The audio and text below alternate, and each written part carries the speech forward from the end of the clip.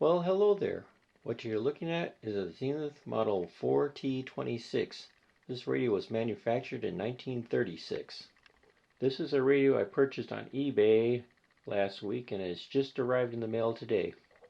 When I purchased this radio, I knew it was missing parts, but the price was right and it looked like it would be a nice restoration project. As you can see looking at the top of the chassis, the radio is missing the transformer, a filter capacitor, and only has one of the 4 tubes. As far as the missing parts, I just happen to have a parts chassis for that same model, including a spare transformer and a spare speaker. The reason I picked up this chassis is because about 15 years ago, a friend of mine gave me this radio. At the time, this radio was missing a few parts, including the dial pointer, the dial face, speaker cloth, and a few other odds and ends. So between the two of them, I was able to make one good one, which also left me with a lot of spare parts. So when I saw this radio on eBay, I thought that would be another great project radio, seeing how I should have enough parts to complete this one. So the plan is to restore this one, get all fully functional.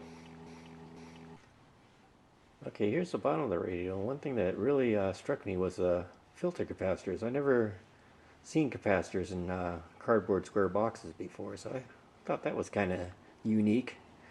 Other than that, the radio looks to be pretty much original.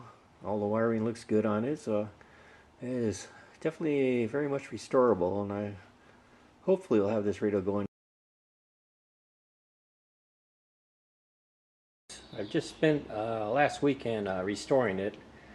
Installed the transformer off of that parts chassis over there, and also the speakers from that parts chassis. And the radio seems to be working pretty good. Cleaned up the chassis, got it all nice and polished up. So I'll go ahead and turn it up. You hear the radio sounds pretty good. The speaker isn't in the best of condition, but it'll do for now. Also, the dial face is the original that came with the radio. It's a little warped and some of the ink is kind of worn off, but I'm debating whether to keep it or replace it. There are reproduction dial faces available from radio days.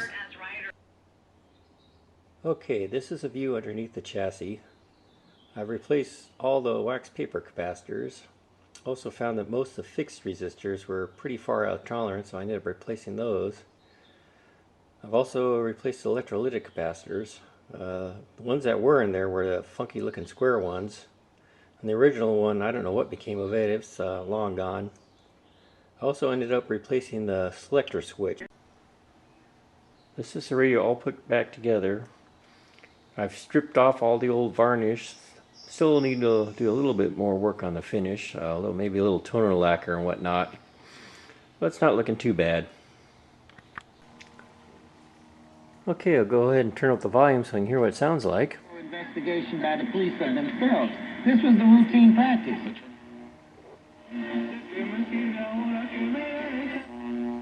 It's called Music to Move You. Does pretty good at picking up several radio stations, which is not too bad considering I live in the middle of a valley.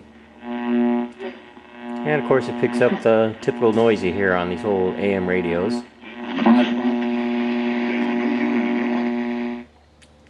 Anyway, I'm quite happy with it. And finally, this is the radio receiving my 1-tube transmitter.